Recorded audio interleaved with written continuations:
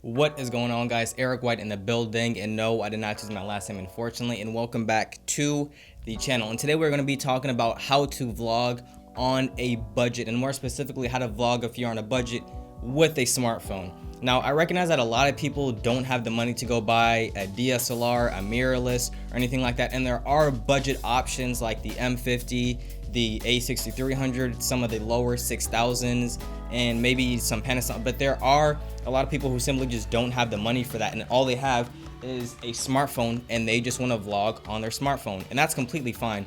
And today we're going to be talking about my vlog setup, how to vlog, some tips I have for you guys, and my overall setup if you're trying to vlog with the smartphone and you don't necessarily have that much money.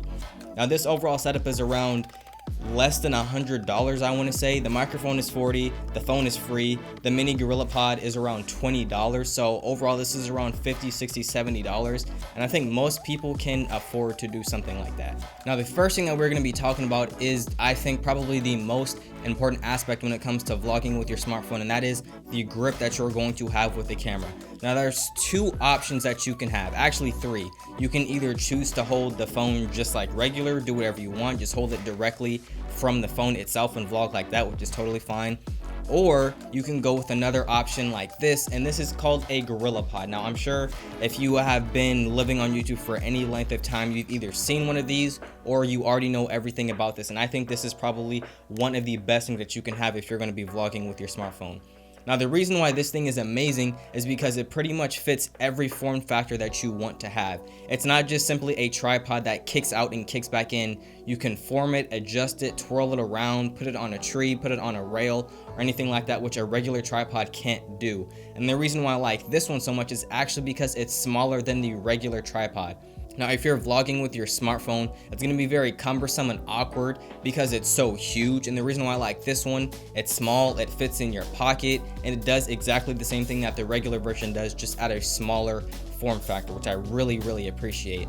Now, the other option that you can have is to go with a regular tripod, and it's just a regular tripod that's miniature. You flip it out, you flip it in, you can hold it with your hands just like the regular GorillaPod can. And you know, it's nice, but I want something a little more flexible and versatile and everything like that. The choice is yours, but this is what I use to vlog with my camera. Now, the second thing that's important to have is a phone holder, obviously, right? This is going to hold your phone, but the reason why this is more important than you think is because this one has a cold shoe mount. And this is basically to hold the microphone, which is going to be on top of the phone.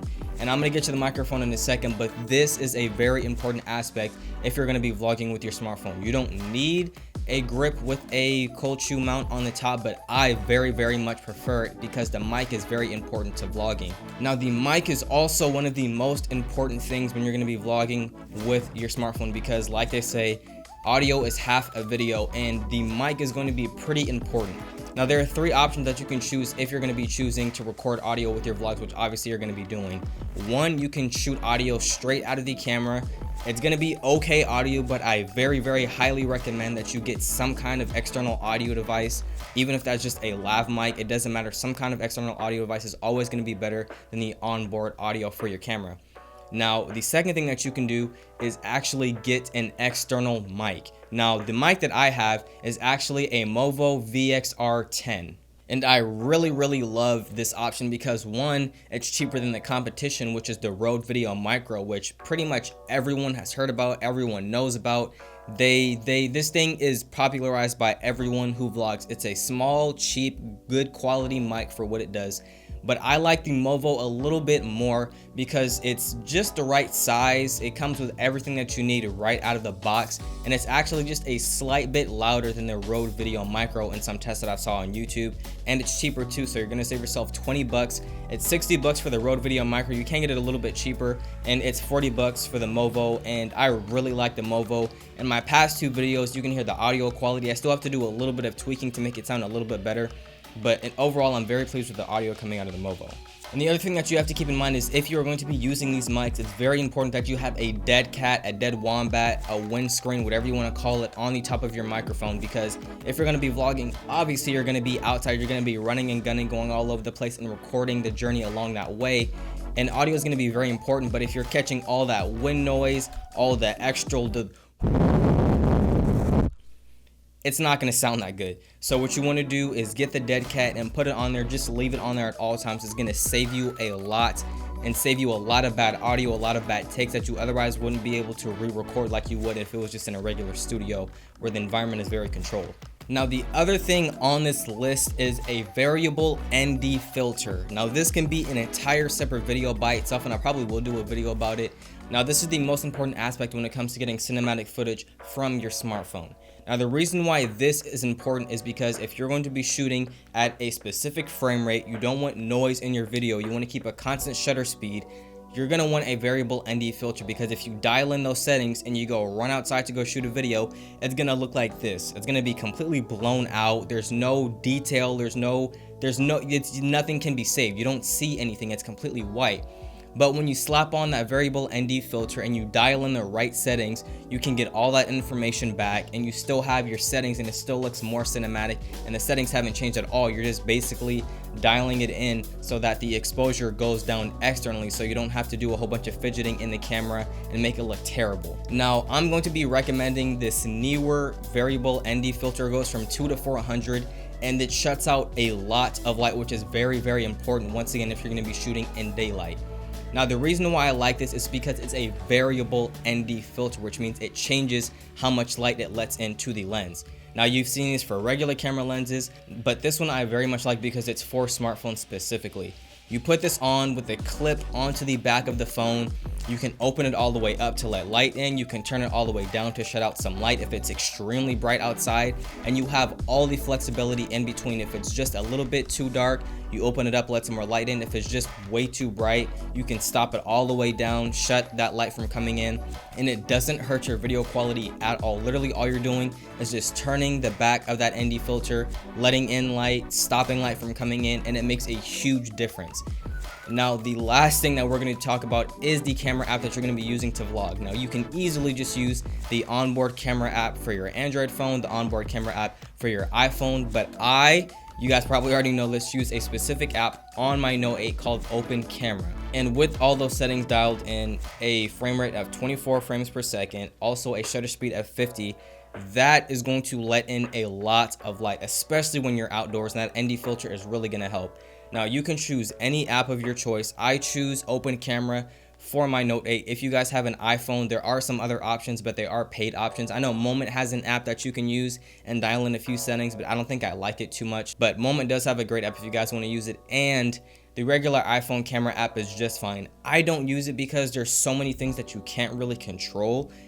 But if you do want to use it and you want to lock the exposure and everything like that, let's say you're out and about and you're trying to figure out how to lock in exposure, you don't want the exposure going up and down and everything like that, what you can do is you bring out the phone, you find the composition that you want. If you're going to be vlogging in that area, you put out your hand, which is going to be the very equivalent of using your face. You tap and hold on your hand, it'll auto lock the exposure, and it'll also auto lock the focus, so that once you turn the camera back around to your face, it's going to be locked onto your face and it's going to be locked in the exposure, so it's not going to be fluctuating up and down. And I really don't like the way that looks, and I'm sure a lot of people are going to appreciate that. So without any further ado, let's go out and actually test this, because I have some tips for you guys that I want to share for you, but I want to do it out in the field where it's more fun than sitting in the studio.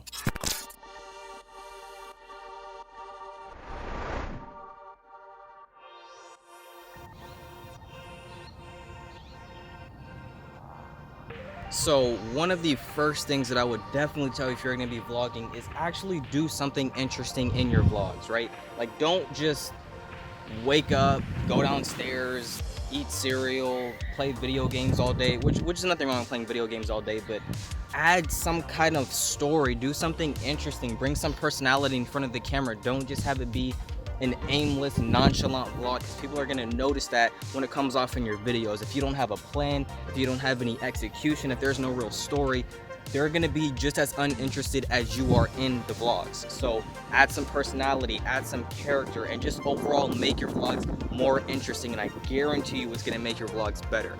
Now, the second thing that I want to touch on, and it makes everyone's vlogs better, it makes it more interesting, more fun to watch, just overall add some nice salt-based spice to whatever video, not even just vlog, just whatever video you decide to do, and that is doing transitions. And as you can see, it's very easy to do. It requires no skill. Literally all I did for that one is put my hand over the lens on one of them, take my hands away on the other part of the video, and I just do a hard cut. I'm not doing anything fancy. It's literally the easiest thing you can do. Now that is called a simple wipe or whip transition. Very easy to do. Doesn't require any skill. I was on this side of the fence. At the end of it, I whipped it this way. I went to the other side of the fence. At the beginning of this one, I whipped it the exact same way. All I'm doing is literally cutting it right in the middle of that motion blur so you guys don't see anything. And there are so many other transitions that we can do. Like, there's an endless amount of transitions that you can do, but the good thing about these is that, one, super easy to do, takes no skill, and two, they make your videos so much better, so much easier to watch. People get more enjoyment out of them. It's just an overall win-win for your videos as well as the viewers who are watching the video as well. Now, one of the last things that we're going to be talking about, excuse me one second. Now, the third thing that I want to talk to you guys about is always looking at the lens when you are vlogging. Right now, I'm looking dead at the lens. I'm not looking to the left to look at the screen to see if I'm in frame. I'm not looking at the mic on top to see if it's recording. I guarantee you it's recording. I'm not looking to the sides, maybe if that's part of the vlog, but I'm looking dead at the center of the camera at the lens right now. I'm not looking at anything else.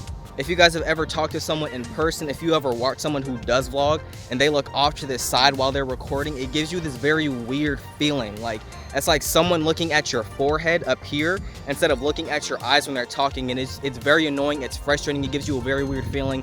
So always make sure that you are looking dead at the lens. Whether that's a camera lens on a phone, the camera lens on an actual camera, look at the lens. So guys, those are the 3 tips. If you make sure that your vlogs are interesting, that there's actually some kind of character, some story, some aim and intention behind the vlog, if you make sure that you are adding transitions, it doesn't have to be anything fancy. Just add the transitions that I added, just a simple whip pan, just a simple cover the lens, uncover it. All those simple things will make your videos better. The last thing, if you always make sure that you're looking dead at the center of the lens, not at the screen, not at the microphone, and at the lens itself, I guarantee you your videos, your vlogs, anything that you put on YouTube that involves content creation will always get better. But anyway guys, that is all I got for you on this fine evening. I got to get back home and edit this video. If you guys enjoyed the video, make sure to go down below, click the like button, turn it blue. If you guys are new, click the sub button, join Innovation Nation. And just like always, I see you guys in the next one.